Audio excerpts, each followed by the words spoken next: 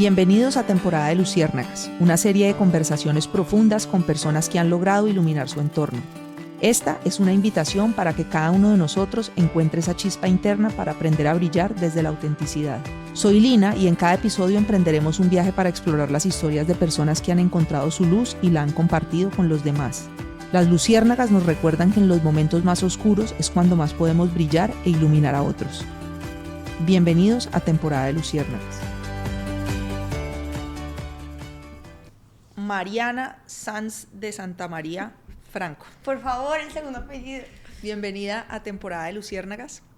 Ahorita te voy a dar la oportunidad de presentarte. Primero quiero explicarte por qué estás hoy aquí sentada teniendo esta conversación conmigo. Y estoy segura que a lo largo de este proceso, como de entender un poco tu vida y qué te ha llevado a estar trabajando en lo que estás trabajando, nos vamos a llevar sorpresas lindas. Temporada de Luciérnagas juega con la metáfora de la luciérnaga. Las luciérnagas brillan para conectar y a mí eso me pareció súper bonito porque yo realmente creo que el ejercicio vital tiene mucho que ver con recoger esos pedazos del alma que uno ha ido dejando regados en distintas situaciones y que solo podés encontrar ese brillo y esa luz propia en la medida en que recojas esos pedazos y te apalanques en esa historia, honrándola sobre todo, porque yo creo que lo que nos hace únicos a cada uno es justamente esa historia. Pues y ahí juegan una cantidad de elementos. Y cuando vos me escribiste a invitarme a darte una mano en todo lo que estás haciendo con Poderosas, pues yo dije, bueno, esta pelada ¿quién es? Y me metí un poco como a buscar, a mirar, y ahí fue cuando te dije, no, vení, yo te ayudo en esto, pero quiero que conversemos en Temporada de Luciérnagas porque pues realmente me parece que has hecho un proceso en el que estás trabajando no solo para entregar esa luz propia, sino para ayudar a que otros la tengan y que podamos dejar esta ciudad, esta región, este país de una mejor manera en que la hemos encontrado. Entonces, bienvenida a Temporada de Luciérnagas, quiero que te presentes. Lina, gracias, estoy muy emocionada de estar aquí, muy emocionada de estar en las luciérnagas que brillan para conectar, pero también brillan en la oscuridad. Así es. Y eso creo que es una cosa muy bella. Algo de eso también he escrito sobre la importancia de ese brillo en los momentos de oscuridad. Absolutamente. Y de pronto además no en ese brillo que es como que te encandila, sino... No, es un brillito sutil, es un brillito necesario, es un brillito que va mostrando perfecto. El camino, bueno.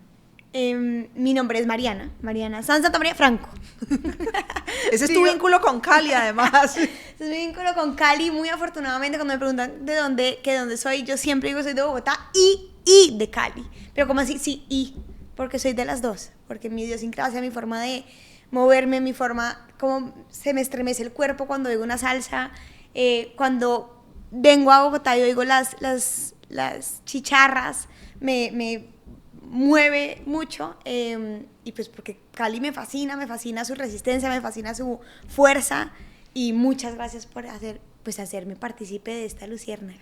Bueno, pues entonces vamos a empezar a tener esta conversación, y yo quiero empezar con algo que tengo aquí en mis notas, en mi chancuco, y es que algo he visto sobre una frase en la que vos decís que incomodidad con comodidad. Quiero que me hables un poquito de eso y qué fue lo que encendió esa incomodidad seguramente para meterte a trabajar los temas que estás trabajando. Ahorita hablamos también de Poderosas. Pues mira, Lina, yo nací en una familia bellísima, de un papá muy rolo y una mamá muy caleña, donde solo hubo amor. A mí, lo que tengo en mí, de lo que estoy hecha, es de amor, de amor radical. Eso es lo que está en mi ADN. ¿Tenés hermanos? Sí. ¿Cuántos? Uno, okay. Mayor, que está a punto de ser papá. Entonces yo estoy a punto de renacer como una tía. ¿Cómo se llama tu hermano? Tomás. Tomás, ok. Tomás.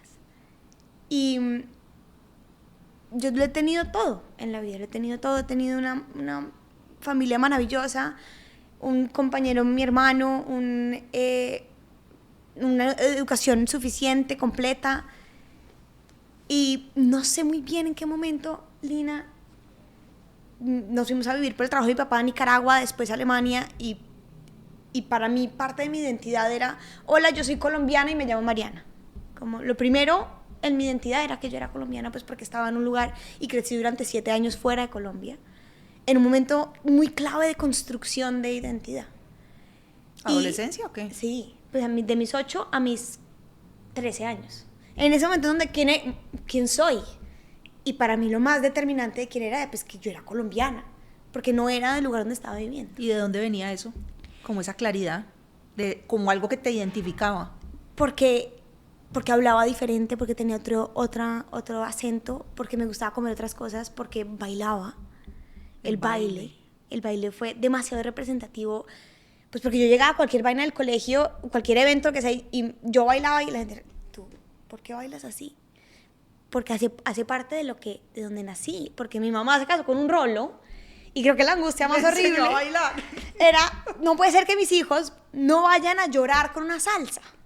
Entonces nos ponía Chichi Peralta, el Joe, Grupo Nietzsche, desde que estaba en la panza, pues. Entonces yo oigo esa música y a mí me dan ganas de llorar. Okay. Yo pedía bailar antes de caminar.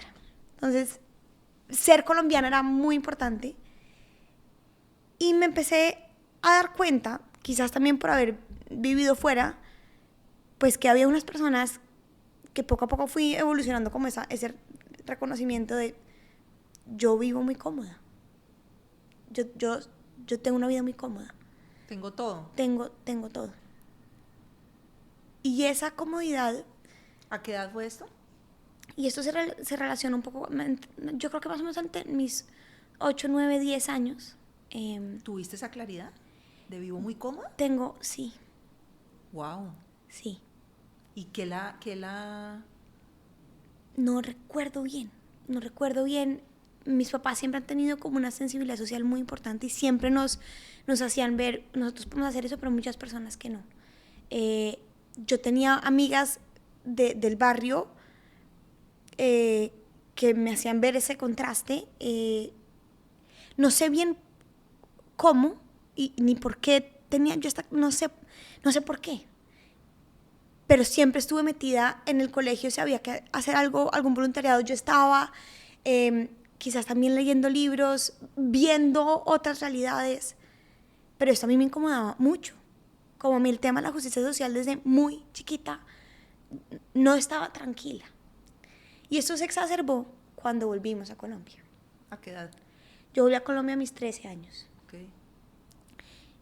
Y esto pues se relaciona con un tema de salud mental muy fuerte que yo viví, un desorden alimenticio muy fuerte, que perdí las ganas de vivir, perdí las ganas de sentido, perdí el amor, sobre todo el propio, pues.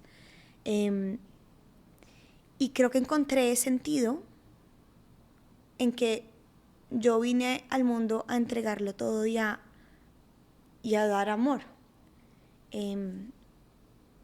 Y creo que fue en una salida en un campo de verano, ya a mis 12 años, ya en Colombia, que tuve la oportunidad de ver las diferencias en nuestro país, pero ver también cómo había lugares en común siempre que hubiera un ejercicio de educación, un ejercicio, una experiencia en común entre personas que lo tienen todo y personas que no lo tienen todo. Y yo sentí como, yo creo que yo voy a dedicarme a la justicia social a mis 13 años.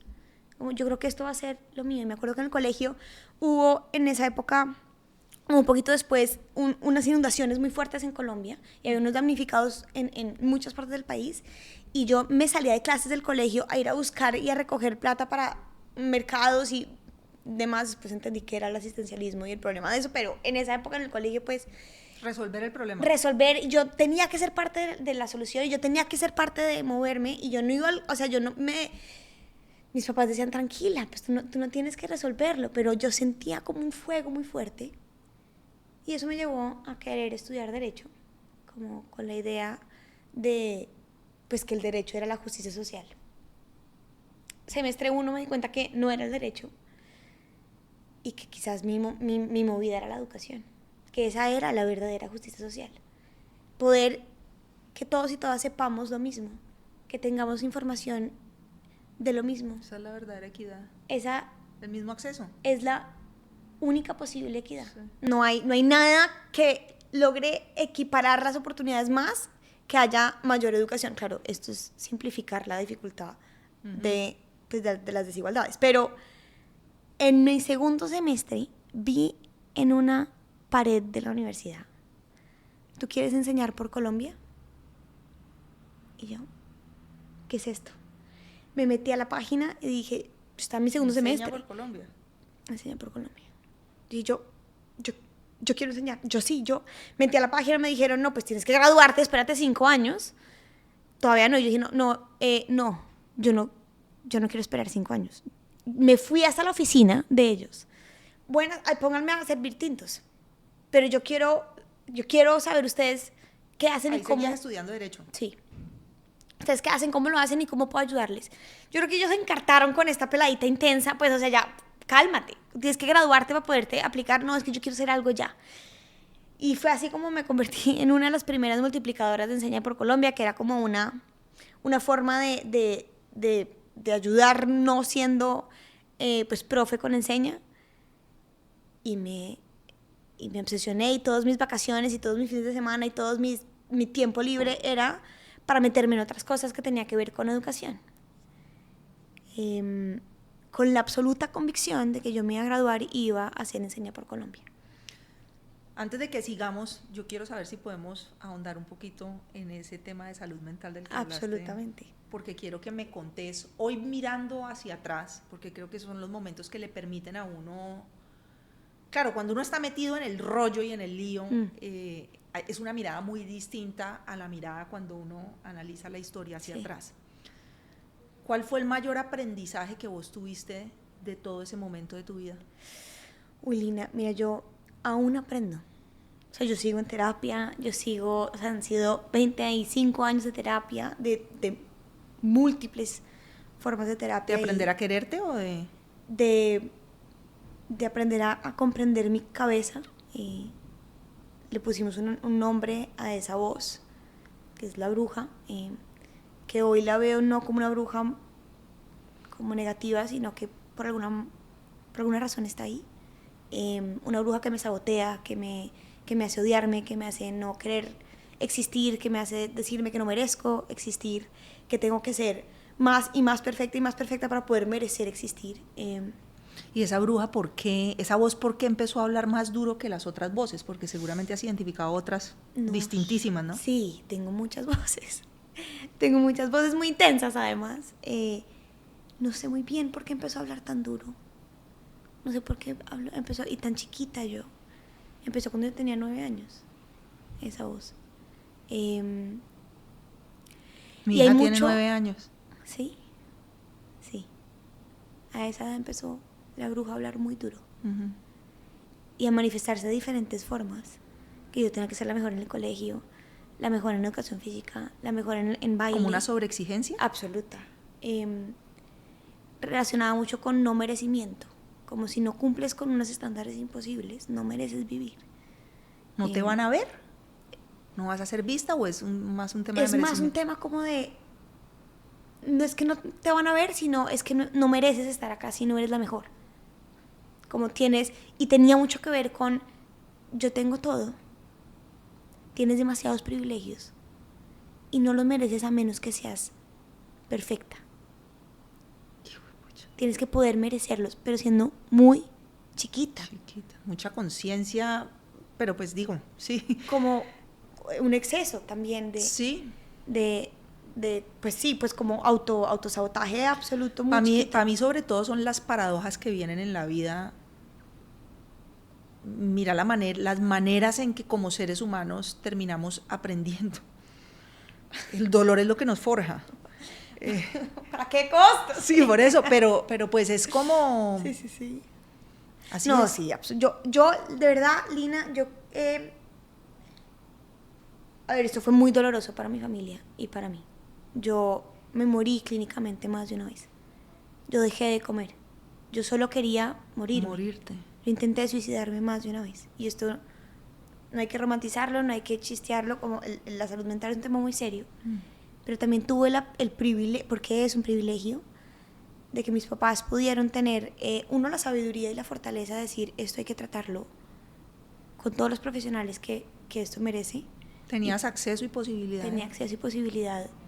Pero esto fueron casi 10 años de una lucha muy compleja. Y de mis papás confiar en profesionales. En ese momento estábamos en Alemania. Yo fui, pues me internaron un año en el hospital porque yo dejé de querer vivir. Y creo que hoy ¿Qué edad tenías en ese momento en Alemania? 12. 12. De pronto también la entrada a la adolescencia y ese desorden hormonal, todo lo que se genera ahí. Mira, hay 1.000 millones de teorías. O sea, ¿por qué las personas tienen enfermedades mentales?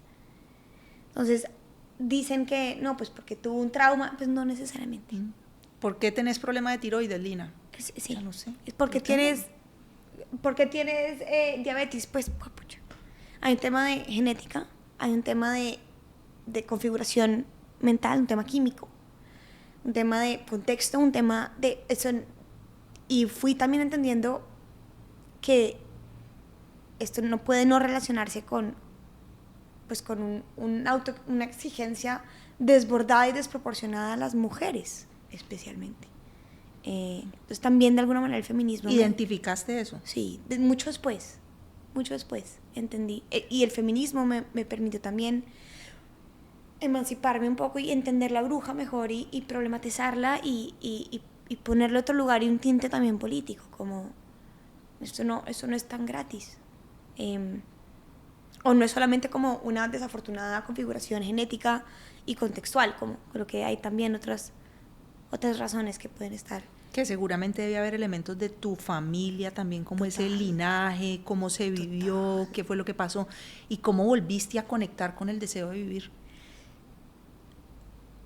Es muy loco, pero cuando hablo de esa época, primero lo tengo muy oscuro en mi cabeza, muy borroso. Muy borroso. Lo que he reconstruido ha sido más de lo que me han contado que de lo que yo me acuerde. Pero además, hablarlo es como, yo no conozco a nadie que tenga más ganas de vivir que yo. Se te notan, se te sienten. A mí se me desborda las ganas de amar. Pero ¿será que eso tiene que ver con haber vivido? Pero no te quepa duda. La polaridad. Absolutamente. Yo me siento muy agradecida de que viví lo que viví tan intensamente, porque eso es lo que soy también. Porque yo decidí que mi vida va a ser para que otras y otros amen vivir, amen a los otros, amen el disfrute, busquen el disfrute, que la conciencia plena del cuerpo, el cuidado del cuerpo, el amor al cuerpo sea mi razón de vida. Porque creo que ahí está una convivencia más pacífica. Ese es tu propósito. Ese es mi propósito. Y a eso me dedico. Enseñarle a otros a amarse, a amar su cuerpo, a encontrar deseo de vivir y de aportar. Y de aportar. Y de dar. Incondicionalmente dar. Y eso, pues, enmascarado en una organización de educación integral en sexualidad. ¿Por qué eso? Porque terminé... Volvamos a Enseña por Colombia. Qué belleza, gracias por tu generosidad y por compartir. Sí. No, ya después de muchos años lo decidí escribirlo y está publicado. Y hace poquito salió mi prima es psicóloga y mi mamá hizo un podcast contando el testimonio desde ella, siendo ella la mamá. Ahora me lo mandás. Pero total, y fue muy y oírla me conmovió, pero es claro, pero oírla en sus palabras fue muy lindo. Porque también ha forjado nuestra familia, pues indudablemente forjó nuestra familia, nuestra forma de ver el cuerpo, nuestra forma de cuidar, nuestra forma de amar, de muchas maneras. Y bueno, entonces yo llegué, me metí a ser multiplicadora. Cuando me gradué de Derecho, dije, me voy a ser profe de Enseña por Colombia. Apliqué, eso es un proceso larguísimo. Ahorita van a abrir en agosto inscripciones para quienes quieran. ¿Cómo funciona eso? Vos te aplicás, es un formulario largo, es un proceso largo. Lo único que tenés que tener es haberte graduado de alguna carrera, ser profesional, en cualquier parte del país y de cualquier carrera. No tenés que ser recién graduado, puede ser pues más grande, no importa. Puedo ser yo entrada en mis 40. Pero absolutamente, absolutamente. Creo que se necesitan dos grandes cosas. Uno es haberte graduado, que eso es técnico, pues como... Pero la segunda es tener una pasión por enseñar. inconfundible y casi que exagerada ¿A dónde te toca ir a por enseñar? enseñar. Entonces vos no escoges a dónde vas. Te dicen. Según tu perfil y lo que necesiten las diferentes plazas de profes del colegio, de colegios del país y que tengan como vinculación con Enseña, te mandan. Entonces, a mí me mandaron al pueblo de Barú, al sur de Cartagena. Yo no quería ir allá, yo quería irme a Urabá, porque en ese momento además yo estaba muy metida en el tema de construcción de paz. Fui una feroz activista por el proceso de paz. Y yo quería irme a donde había conflicto armado y me mandaron al pueblo de Barú, al sur de Cartagena. Y yo dije, pero ¿cómo así? Yo no conocía. No tengo familia ¿Por qué costeña. querías ir al lugar donde estaba caliente? Porque yo tenía una convicción de que la educación era la mejor manera de construir paz. Lo sigo creyendo. Sí. Y en Últimas Poderosas también hace eso. Pero en ese momento quería como... Ese era o sea, el feminismo, la educación sexual no estaba... Los derechos sexuales y reproductivos no eran lo que yo me movía. No había vivido algo para que me determinara que eso iba a ser. Okay. Y me mandan al pueblo de Barú y llego yo... esta cachaca, rola, blanquita, chiquita, intensa, Con muchas ganas de vivir. con muchas ganas de vivir. Y la primera lección, Lina, fue, yo desde mis 16 años, en mis cumpleaños pedía donaciones para mi cumpleaños y daba donaciones de útiles durante todos mis cumpleaños. Entonces, para mi cumpleaños, antes de irme a enseñar por Colombia, pues yo tenía cajas y cajas de libros, porque en mi cabeza, en este salvadorismo blanco que tanto nos hace daño, yo pensaba que lo que se necesitaba al pueblo al que iba a llegar a ser profe eran libros. Claro, libros. Y llegar allá no había carretera, entonces fue un bollo llevar todas las cajas de libros y yo convencida de que eso es lo que se necesitaba. Además ese contraste de los hoteles, todo lo que uno ve allá con esa pobreza es... No. Y llego yo a un colegio donde hay una biblioteca llena de libros. Llena de libros. No necesitaban más libros. ¿Qué necesitaban? Eso nunca lo voy a saber yo. Pues yo no soy nadie para decir qué necesita una comunidad. No me siento con esa autoridad, pero sé qué libros no necesitaban. Y ese fue mi primer cachetazo de cállate. No hagas nada. Escucha. ¿Qué aprendiste? Y sigo aprendiendo a callarme. Pero en esa comunidad, en ese momento... En ese momento fue... Mira, observa, vive, trata de comprender antes de hacer cualquier cosa. Entonces me dediqué el primer año a ser la mejor versión de mí como profe, a escuchar mucho, a entender y a quedarme. Muchos profes, porque no son de Barú, sino que son de Cartagena, se iban el viernes y yo me quedaba meses y meses y meses para estar también, para entender, para escuchar, para conocer a mis estudiantes, entender cómo es la dinámica de un pueblo así, un pueblo afrodescendiente, un pueblo isleño, un pueblo al lado de los hoteles más caros del país, un pueblo que ha vivido tanto.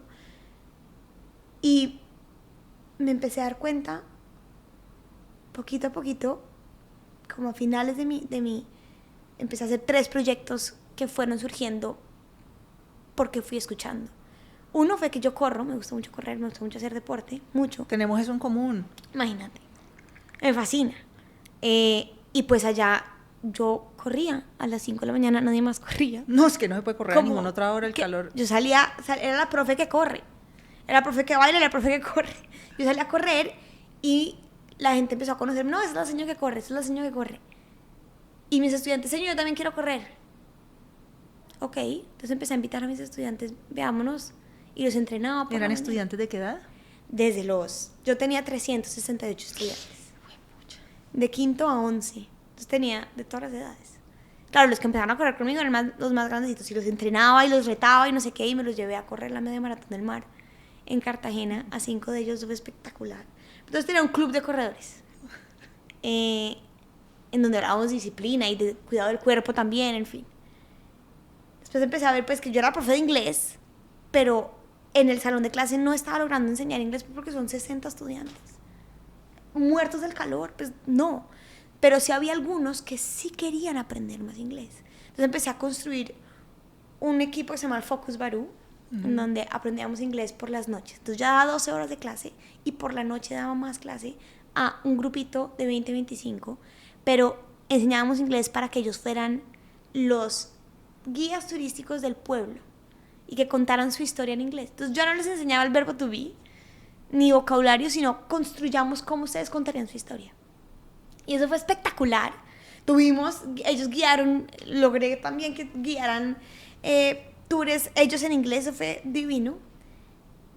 Pero empezó a dolerme que mis estudiantes mujeres, me empecé a dar cuenta que todos los meses cuando estaba metiendo asistencias, faltaban al colegio, cada mes por lo menos 5 días. Ay, no. Muchas de mis estudiantes mujeres, yo decía, ¿pero por qué faltan tanto? ¿Cómo así? ¿Qué es lo que pasa? ¿Qué es lo que pasa? Y empecé a preguntar, no, señor, es que le llegó la regla, no, señor, es que tiene el periodo, no, porque no, es que se enferma. No tenían acceso a toallas higiénicas. No era tanto eso. Sí, ¿no? Era más un tema de un estigma alrededor de la menstruación que fui entendiendo no, cuando tienen menstruación no salen, pero tampoco, no todas, en algunas hay aún un estigma y un tabú muy fuerte alrededor de la menstruación, y no es solamente un tema de acceso a métodos de gestión menstrual. La pobreza menstrual es no tener conocimiento sobre qué es la menstruación, y que esa ausencia de conocimiento esté permeada de mitos y de estigma. Y eso también vinculado con que mi segunda semana, después de esto que pasó con los libros, en mi segunda semana me dicen, tú eres la directora del 10º y tienes que ir a llevar pues tu estudiante acaba de parir, entonces tienes que ir a llevarle los materiales para que ella no pierda mucha clase. Y yo como que, ok, fui a entregar los materiales. Cuando llego y veo a esta niña con una niña, como que otro cachetazo de, mira, en tu privilegio, tú nunca has comprendido que poder escoger ser mamá o no ser mamá es un privilegio. Esa opción no es una opción para todo el mundo. Yo nunca había entendido eso. ¿Por qué? Porque yo siempre tuve acceso a métodos anticonceptivos. Yo siempre tuve relaciones sexuales consensuadas. A educarte con cuáles son los riesgos, cómo protegerte. Yo no había entendido que ese poder de decidir sobre mi cuerpo no era una verdad para todo el mundo. Yo lo había tomado por sentado, porque esa era mi realidad. Y a mí eso me destruyó. Porque si hay algo que es vitalicio para la vida, es la educación y es tener o no tener hijos. Claro, es como la propagación interminable de la pobreza, de las limitaciones, digamos, como una niña de 10º con una bebé en brazos, o sea, cómo termina el colegio, cómo... Hay muchas complejidades alrededor de las decisiones reproductivas y sexuales de las mujeres. Y yo no había comprendido la dimensión como tan determinantes en términos políticos, sociales, económicos, que esto implicaba. Y destrozada de la casa de ella a mi casa, dije, no, puede ser esto. Pero pues claro, yo estaba aprendiendo a vivir en esta comunidad, aprendiendo a vivir en un contexto que no era mío, a despojarme y a reconocer mi nivel de privilegio. Y ahí vuelvo con la primera pregunta que me hiciste, y ahí a sentir una incomodidad como insoportable de yo tengo el poder de decidir y hay muchas personas que no. Tengo que hacer algo con eso. No lo soporto. no lo soporto. No puedo estar bien. Yo no puedo no hacer algo al respecto. Entonces ahí, pues claro, enseñar inglés me parece cualquier ridiculez. Entonces empecé a obsesionarme con los derechos sexuales y reproductivos. Y a obsesionarme con la educación sexual. Pero sigo obsesionada, completamente obsesionada. Yo voy al baño pensando en eso, yo como pensando en eso, yo veo una película y tiene que ver con derechos sexuales, pero completamente obsesionada. Y a aprender también del feminismo como una lucha no por ni una ideología, sino una herramienta de supervivencia. Bueno, a mí me surge ahí una pregunta que me parece un reto realmente. Y es algo que he visto, y es cómo se cuida el cuidador. No. Porque en gran medida vos lo que haces es garantizar el cuidado de una cantidad de personas que lo necesitan. Y cómo haces en medio de todo ese proceso para seguir conectada con vos misma y para cuidarte a vos misma mientras acompañas a otros en ese proceso de aprender a cuidarse. Pues mira, Lina, a veces, ya cada vez menos, pero no, pues a veces sí me desarmo. Pero,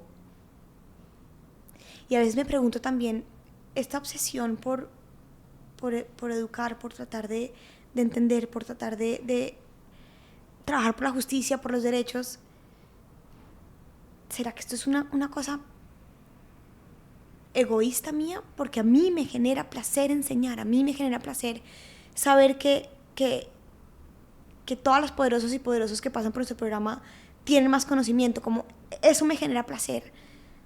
¿Sabes? Me pregunto, ¿lo estoy haciendo solo por mí? ¿O lo estoy haciendo porque este placer de servir y este amor, yo espero nunca en la vida trabajar por algo que no me genere el mismo nivel de placer y de amor? Pero hasta que me lleno de angustia y de agotamiento, y a veces lo que necesito es simplemente volverme a conectar de por qué estoy haciendo esto. ¿Cómo? ¿Cómo te conectas?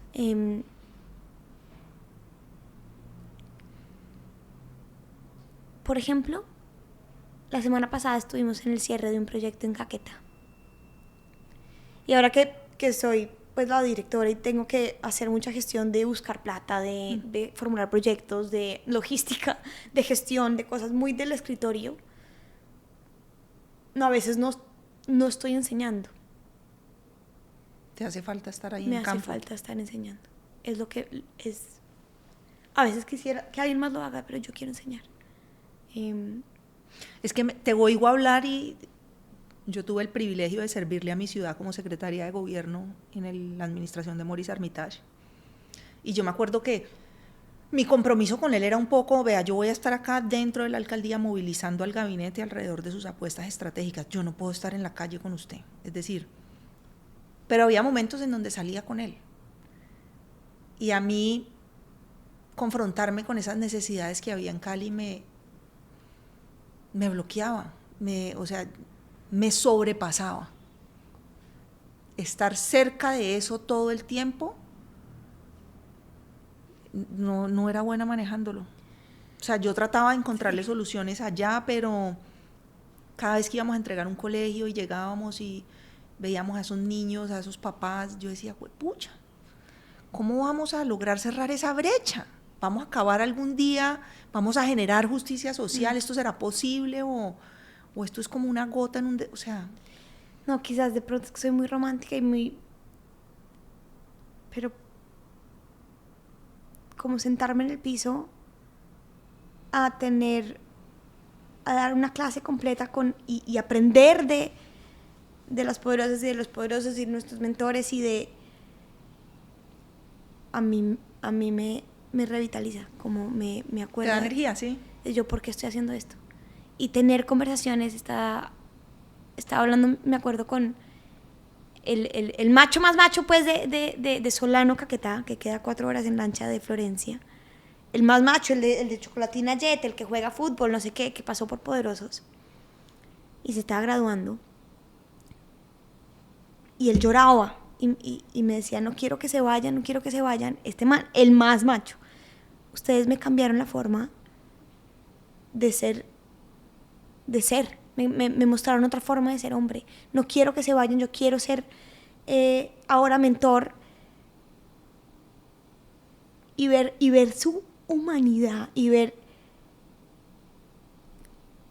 que la educación permite eso, permite transformar. Proceso, sí. Digo, pues yo ¿con qué derecho me canso? Yo te hago una pregunta. Yo soy trotadora como vos y salgo mucho a la calle a trotar. Aparte de eso, vengo de una familia de mujeres que se abrieron espacio a pulso. Mi abuela fue la primera médica ginecóloga mujer del Valle del Cauca. Estudió con puros hombres, era la única mujer. Todos sus profesores todo el tiempo le decían, usted le está quitando un cupo a un hombre, usted se va a casar y se va a perder este esfuerzo, retírese. Todo era no, no, no, no, no. Y mi mamá también pues grabó eso y me lo enseñó siempre. Además, usted tiene que estudiar, tiene que ser independiente, porque hay una narrativa en muchos temas que he tratado yo de trabajar ahí. Y eso me llevó, creo yo, a reafirmar una energía un poco masculina del hacer. Y llevo un tiempo ya habitando esa energía femenina del ser, porque creo que ese equilibrio en las polaridades es fundamental y tratando de enseñarle a mi hija eso. Pero empecé hablándote de lo del trote porque yo salgo a trotar y yo tengo una sensación con mucha frecuencia, sobre todo cuando estoy sola, de sentirme en riesgo. De juepucha, pasa uno por un lugar donde hay dos hombres reunidos y es inevitable sentirse como una presa, como un pedazo de carne, lo que le dicen a uno. Yo creo que eso no lo viven los hombres. Entonces te pregunto, en esas salidas a territorio donde has estado, pues ¿no has sentido eso con frecuencia? ¿Has sentido miedo? Mira, yo no me preguntes por qué, pero yo jamás me siento en riesgo. Jamás. Ni en los barrios más complejos, ni en los lugares más difíciles, ni en la mitad de... Yo nunca me siento en riesgo. Yo siento que yo siempre estoy segura. No me preguntes por qué. Yo camino por la calle con el celular en la mano, yo me meto y yo llevo 10 años trabajando metida en lugares muy complejos. Yo me he sentado con paramilitares que no están de acuerdo con que demos educación sexual. Yo me he sentado, pero en mi mente... ¿No entra eso? Lo más riesgoso es no hacer lo que estoy haciendo. Wow. Eso es más riesgoso. Yo no lo siento. A mí nunca me va a pasar nada. De verdad, yo vivo así. La puerta de mi apartamento no tiene llaves. Mis maletas, siempre que salgo con mi maleta tengo una cosa abierta. No sé, para mí es un estado mental, es una forma yo siento que todo el mundo es bueno, que a mí nadie me va a hacer daño. ¿Hoy a vos te mueve profundamente lo mismo que te movía hace 5 años o hay algo distinto que se haya modificado en los últimos 5 años? Yo creo que yo me interpelo todo el tiempo y me cuestiono todo el tiempo y he cambiado mucho. Cada vez me mueve más la idea de construir un movimiento de jóvenes que conozcan sus derechos y que defiendan sus derechos y que lo hagan a su manera, a solo enseñar, sino a tratar de abrir las puertas para que ellos y ellas sean quienes movilicen a su manera. ¿Cuáles son esos derechos? Los derechos a decidir sobre el cuerpo, a cuidar el cuerpo y a cuidar otros cuerpos, a decidir si ser o no papá o mamá, a decidir si cuál va a ser el proyecto de vida y por qué, y a defender que otros puedan también decidir. Pues mi gran causa es el poder de decidir, fortalecer y educar para que podamos tener poder de decidir. Pero antes era más de enseñemos y ahora es más ellos y ellas hagan. Creo que eso, si algo ha cambiado en 5 años ha sido eso, y creo que en 5 años también antes le tenía mucho odio o no odio, esa no es la palabra, le tenía mucha resistencia o desconfianza al sector privado, y hoy entiendo el sector privado como un aliado importantísimo. ¿Por qué tenías esa resistencia? Quizás sobre todo por vivir en Barú y por ver ese contraste tan fuerte. ¿Por qué? Pero no sentías que había... Después entendí otras maneras de verlo, pero quizás también por mi desconocimiento, que solamente estaba viviendo un lado de la historia. Un lado de la historia. Solo vivía un lado de la historia, que igual todos los lados de la historia son importantes. Y no entendía cómo el sector privado podía ser un gran aliado del cambio social, y hoy en día no solamente creo que es un gran aliado, sino que es el gran aliado. Y veo al sector privado como... Ese ha sido uno de mis grandes cambios, creo que en los últimos 5 o más años, de la importancia de trabajar de todos los lados, y no satanizar ningún lado, ni ver mal a ningún lado, ni oír solamente un lado de la historia, y entender que todas las verdades simultáneas conviven, y le tengo un aprecio, y es más, como cada vez estoy entendiendo más que nuestro trabajo tiene que ser de la mano con el sector privado. ¿Y has afianzado esos vínculos? Un montón. Okay. Un montón. Porque también mi mamá es empresaria. Mi mamá es tremenda empresaria. Okay. Y lo que soy en gran parte es también por eso. Y cogerle un amor muy profundo como a crear empresa, a crear empleo, a construir, a hacer, es importantísimo. Entonces creo que ese también ha sido uno de mis grandes cambios. Ok, quiero que volvamos un poco a ese momento en Barú, a esa etapa de tu vida, en esos primeros diálogos sobre la menstruación. ¿Cuál fue el mito o la creencia que más te impactó?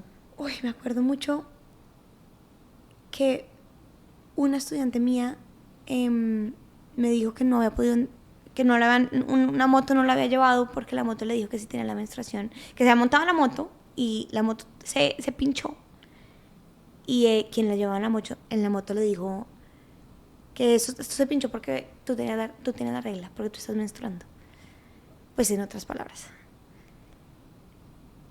Y ella lo creyó.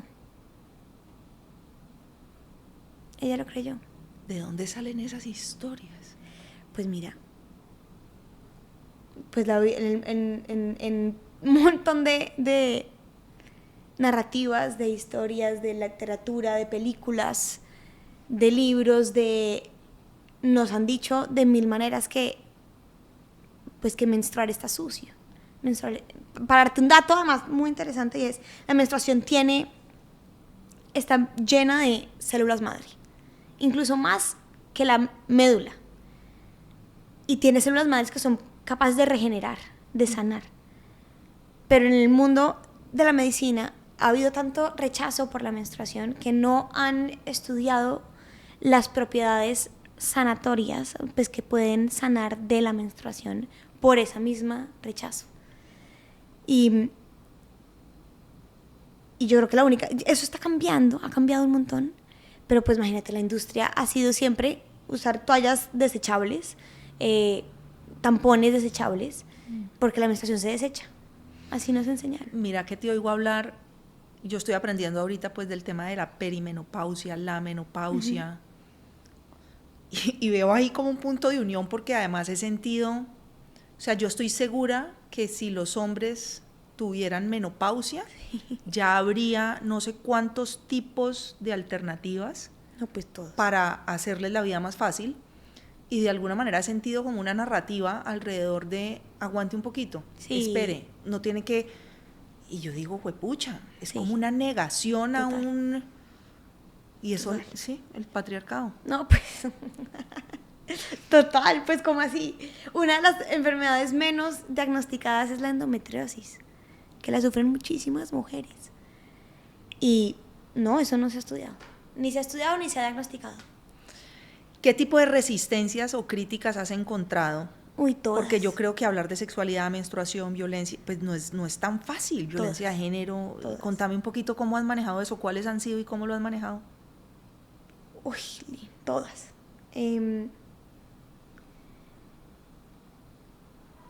Hay un gran mito alrededor de hablar de sexualidad, y es que si se enseña sobre sexualidad o que la educación sexual es perder los valores de la familia, promover la homosexualidad, incentivar la promiscuidad, promover el libertinaje, promover el aborto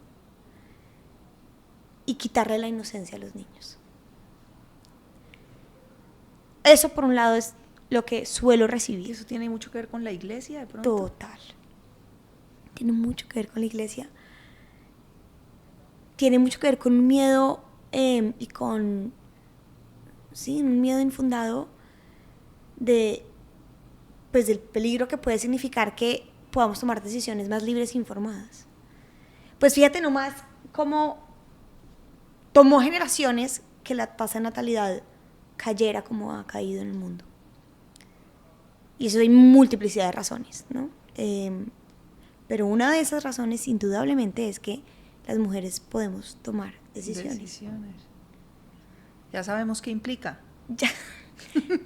Ya sabemos qué implican. Y la carga de cuidado, pues ya no estamos dispuestas a asumirlas como lo hemos asumido durante tantas generaciones. Entonces hemos decidido estadísticamente pues tener menos hijos.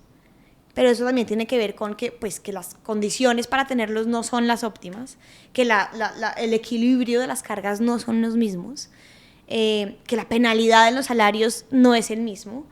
Entonces, pues, y que tenemos más acceso a un fortalecimiento de nuestro poder de decidir en general. Y eso ha generado también como así. Entonces salen todos los medios de comunicación a decir, no, es que las mujeres ahora no tienen hijos. No, es que ya no quieren tener hijos y entonces se nos va a enredar todo y va a haber una crisis económica por este cambio demográfico. No es tanto, no es culpa nuestra. Son unas decisiones libres que estamos tomando por varias razones. Entonces, si de alguna manera lo vinculamos con educación sexual es, no, lo que tenemos que es, no que tomen tanto, las mujeres tenemos que seguir pariendo hijos. Entonces también hay una narrativa ahí detrás, de un miedo de dar ese poder de decidir. A mí a veces me preocupa, te digo, como en política, ¿no? Que cuando el péndulo se va hacia un lado, pues se devuelve y se la pasa uno como de un extremo al otro. Y creo yo que hay muchos temas relacionados con la equidad de género. Yo me he hecho este cuestionamiento. Te hablé un poquito de eso ahorita que te estaba mencionando, sí. Mi abuela, mi mamá, y cómo, pues de alguna manera, el poder ser implicaba negar un poco ese femenino, cuando lo que yo creo es que uno tiene que poder habitar los dos tipos de energía en equilibrio para poder ser. Entonces, en algún momento, las mujeres pensaron que la única posibilidad que podían llegar a ser alguien en el mundo profesional era tal vez emulando ciertas particularidades masculinas, negando esas particularidades femeninas, y pues eso también es como termina siendo un péndulo que nos hace perdernos. No, pues total, pues imagínate. ¿Cuál es la manera de ubicarse en sí, la esas única contradicciones? forma, pucha, Lina, es que también es que para un momento de la historia, la única forma de existir en el mundo laboral, en el mundo donde han habido tantos hombres y pocas mujeres, pues era emular esa, pues claro. Sí. Pues yo creo que lo más importante es poder valorar y que la sociedad y que el valor social de las mujeres y de los hombres sea equiparable. Como es igual de valioso.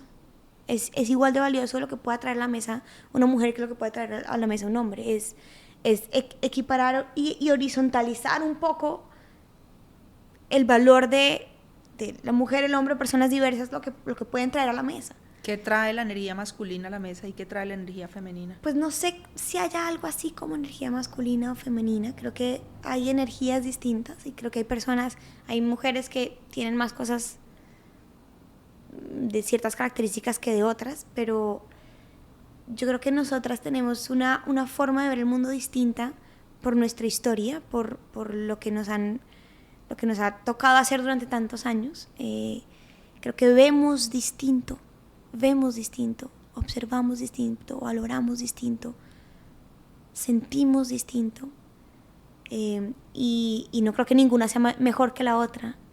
Se complementan. O sea, somos importantísimos, por eso en Poderosas trabajamos tanto con poderosos también, y también se llaman poderosos, ¿no? Porque no queremos que dejen de ser poderosos. Nunca. Cuando yo analizo y pues he visto un poco las historias de poderosas o poderosos, veo un elemento de confianza y de sororidad, también como ese abrazar, Sí. eso que somos como mujeres, cómo se construye ese espacio seguro para que las niñas, las peladas, hablen sin miedo, Sí. ni vergüenza, y puedan construir a partir de ahí. Pues mira, los círculos de mujeres han estado siempre. Las mujeres nos unimos. El costurero. El costurero, las lavanderas, las cantadoras. Vete tú aquí al lado a una peluquería, y ¿qué vas a ver? Pues mujeres hablando. El chisme es importantísimo también. Y si no fuese por esos espacios de chisme, no hubiéramos podido votar, no hubiéramos podido entrar a la universidad, no hubiéramos podido conquistar los derechos que hemos conquistado. Es porque nos hemos encontrado y hemos hablado de lo que nos duele, y hemos hablado de qué compartimos, a pesar de ser diferentes todas las mujeres, pues, pero el encuentro y la juntanza entre mujeres es absolutamente político e importantísimo, porque también ahí nos hemos sanado, porque también ahí nos hemos escuchado. Y lograr construir un espacio así, pues yo me di cuenta que hablar de sexualidad o de menstruación en un salón de clase no estaba tan fácil, donde había dinámicas pues naturales en un salón de clase, pero también entre hombres y mujeres y no sé qué, y que de pronto un espacio en donde estuviéramos solo las mujeres, pero también un espacio en donde estuvieran solo los hombres, era importantísimo para poder hablar de esas cosas que tenemos acá trabadas. Y para construir, y esto es muy lindo, y lo dice la literatura, y es para construir un espacio seguro, lo primero que hay que hacer es una misma ser quien se pone vulnerable en ese espacio. Para construir un espacio seguro, Sí. la vulnerabilidad es fundamental. Absolutamente, no hay otra forma. Tú puedes hacer unos acuerdos, hacer unas reglas, pero la única forma de construir un espacio seguro, sea en un círculo deliberado para hablar de temas complejos, sea en tu círculo de trabajo, sea en tu grupo de amigos, sea donde sea, pero la única forma de que ese lugar sea un espacio seguro es que quienes están ahí entienden que quien está liderando es vulnerable y que está bien ser vulnerable. Entonces lo que fui construyendo... La fuerza de la vulnerabilidad, o el poder transformador de la vulnerabilidad. Sí. Y en la educación sexual, por ejemplo, que es algo tan interno, hablar de la autobiografía con quien estás enseñando es importantísimo, traerlo a la mesa. Entonces, por ejemplo, hablar de menstruación, contar cómo a mí me llegó la primera vez y los miedos que a mí me generaron, para que entonces mis estudiantes vean en mí a alguien que también siente esos miedos. No, esto no significa que entonces les voy a contar de mis experiencias sexuales, pues no, pero les voy a contar de mis miedos, de la primera vez que tuve novio, de la primera vez que me dio un beso, de la primera vez que sentí deseo por alguien más, de las vergüenzas que yo he sentido. ¿Cómo aborda uno eso con un hijo, Aconséjame. Pues mira, eso ha sido otra de nuestras grandes como trabajos, y es trabajar con docentes, y los docentes terminan siempre trayendo a la mesa cómo lo hablo con mis hijos. Y yo creo que hay 3 cosas que creo que son fundamentales para hablar sobre temas que por tanto tiempo no nos han enseñado. La primera es tener compasión con uno mismo, de que a nosotras nadie nos enseñó. Que estuvimos muy solas. Que estuvimos muy solas. Que nuestras mamás, mi mamá sí, no sé por qué tuve ese privilegio, de que mi mamá, mi primer novio, me dio desde siempre me habló de sexualidad y me dio un lubricante para que yo gozara mi primera relación sexual. Qué maravilla. Bueno, mi abuela era ginecóloga y nosotros cogíamos esos libros de medicina y veíamos unas cosas, o sea, realmente no, yo sí creo que falta un poquito ahí como de guía. Entonces creo que lo primero es tener compasión. ¿A qué edad hizo eso tu mamá con vos? Mi primer novio fue como a mis 18. Mis amigas, tarde para mis amigas. Ok, Sí. Bueno, pero ¿en qué momento debe uno tener esa primera conversación? Entonces lo primero es tener compasión, y es tenerte compasión de que tú no tuviste esa educación y que por eso es normal que te sientas nerviosa de hablar de esto. Ok. Como, ok, si yo siento Está bien. nervios, está bien. Es porque a mí no me dieron estas herramientas. No voy a enseñar matemáticas. No le voy a enseñar a amarrarse los zapatos. Esto es un tema que a mí no me enseñaron y que yo tuve que aprender a las patadas o con las amiguitas o con... Entonces, tenerse compasión, eso es lo primero. Lo segundo es, esto no es una conversación. Son muchas, es un proceso. Son todas las conversaciones posibles cotidianas. Cuando vemos una película y alguien se da un beso, ¿tú crees que se querían dar un beso? ¿Tú crees que había consentimiento? Cuando ella se esté cambiando, puedo entrar para no verte cuando estás desnuda. Cuando es un bebé y le estás cambiando, te voy a cambiar, nadie más te puede cambiar, esta es tu parte íntima. No tienes que darle un beso a nadie que no quieras. Hablarle, cada vez que estemos en una conversación y salga a la mesa la historia de alguien que se separó, contar, a veces las relaciones no salen bien. Pasa, sí. Hablar todo el tiempo sobre relaciones, sobre consentimiento, sobre las partes íntimas, sobre el placer y poder decir que sí y poder decir que no. Hablar sobre las redes sociales, hablar sobre el porno, hablarlo y no demorarlo. Si sientes nervios de hablar de esto, es el momento para hablarlo. Que esa sea tu alarma para hablarlo. Ok. Y no postergarlo, leer libros sobre eso. Hay muchos libros para poder tener esa conversación. ¿Qué libros? Recomendaba un par de libros. El primero es La Bitácora de Poderosas. La Bitácora de Poderosas. Te puedo dar La Bitácora de Poderosas, donde hablamos de desde la autoestima hasta menstruación, diversidad sexual, diversidad de género, sobre anticonceptivos, sobre amor bonito, sobre relaciones, sobre violencia, sobre, en fin, todo.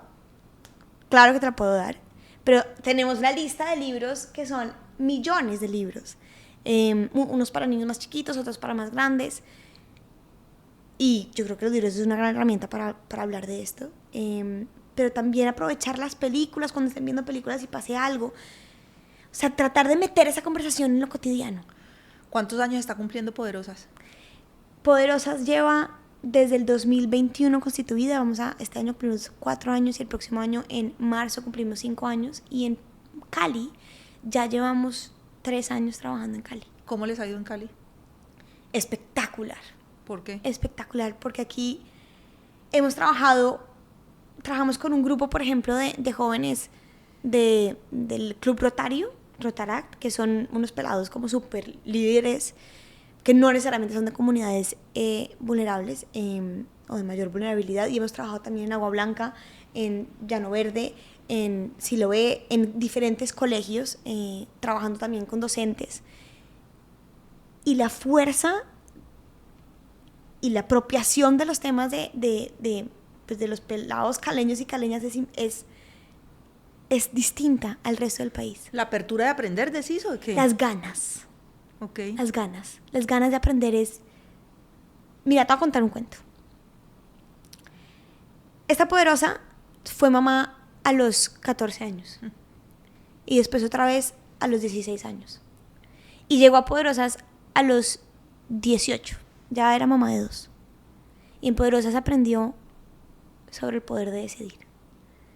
Y esto la marcó tanto que ella decidió, en su unidad, ella vive en Distrito de Agua Blanca, poner un papelito: doy clase de educación sexual con refrigerio.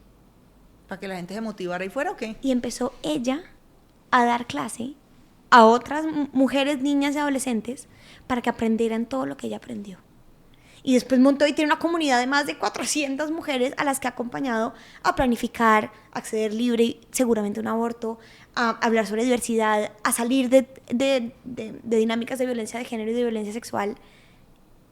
O sea, esas, y tengo historias como esas un montón. Un pelado también de Agua Blanca que se llama Felipe, que es espectacular, que nació en un contexto complejo. Hoy es mentor, contratado por nosotras. Se ha formado y es un referente de equidad de género en Agua Blanca y de hablar de masculinidades. Y es esa fuerza y esas ganas, pues, de aprender, se vive muy fuerte y muy latente en Cali. ¿Qué te hace falta acá en Cali que Poderosas siga creciendo, impactando el territorio con más fuerza, con más determinación y que podamos seguir llevando ese conocimiento a los jóvenes? Mira, Cali tiene un ecosistema y unas ganas muy profundas de transformar la ciudad. Eso lo siento, siente? yo lo siento, lo veo. Siento que nos hace falta que conozcan lo que hacemos, conozcan la transformación que estamos logrando con educación. Que nuestra educación es una educación para el proyecto de vida, es una educación para cerrar brechas de desigualdad, es una educación para escapar trampas de pobreza, es una educación para salir de ciclos de violencia. Y siento que hace falta que nos conozcan.